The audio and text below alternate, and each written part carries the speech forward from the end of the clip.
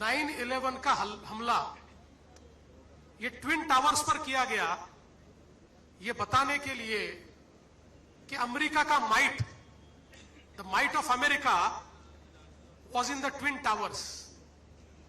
और इसीलिए twin tower पर हमला करके एक प्रकार से अमेरिका के सार्वभौमता को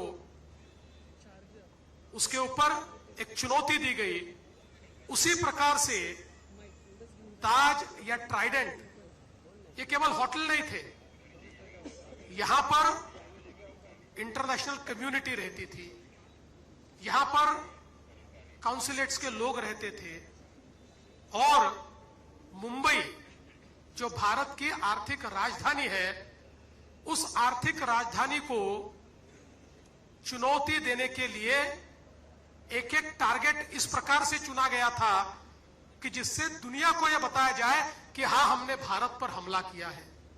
यह हमला मुंबई पर नहीं था, यह होटल पर नहीं था, यह हमला भारत की सार्वभौमता पर था। यह हमला एक हमको चुनौती थी।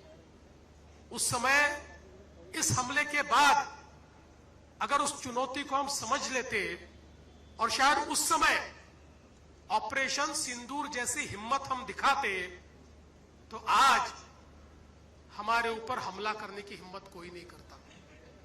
लेकिन उस समय हम लोगों ने वो हिम्मत नहीं दिखाई। पर पहलगाम में जब हमारे बहनों का सिंदूर पोंछने की नापाक कोशिश की गई, तो उसके बाद जिस प्रकार से प्रधानमंत्री जी ने बहुत स्पष्ट शब्दों से कहा कि टेरर और टॉक्स ये साथ में नहीं हो सकते, और हमारी सेना को एक प्रकार से खुली छूट दी, तो भारत की सेना ने पाकिस्तान के अंदर घुसकर सारे के सारे टारगेट समाप्त कर दिए। पाकिस्तान कुछ नहीं कर पाया। और एक प्रकार से ऑपरेशन सिंदूर के माध्यम से भारत की ताकत, भारत की क्षमता ये दुनिया ने देखी। और आज दुनिया ये मानती है कि भारत एक बदला हुआ देश है, भारत एक मजबूत देश है। लेकिन ये लड़ाई समाप्त नहीं हुई, क्योंकि अब पाकिस्तान जैसा देश ये जानता है कि सीधी लड़ाई में भारत को हम पराजित नहीं कर सकते। इसलिए एक छद्म युद्ध, एक सूडो इस प्रकार का युद्ध हमारे साथ लड़ने की कोशिश करता है।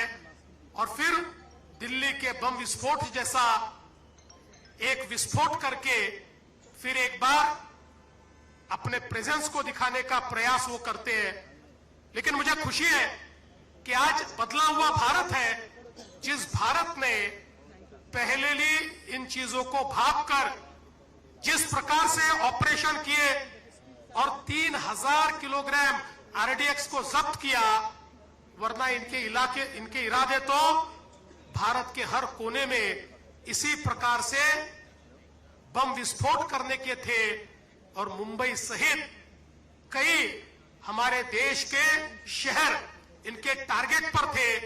लेकिन जब भारत की हमारी एजेंसीज ने इसको भांप लिया और उन पर सीधे हमला बोला, तो दिल्ली में उन्होंने एक विस्फोट करके अपने प्रेजेंस को दिखाया।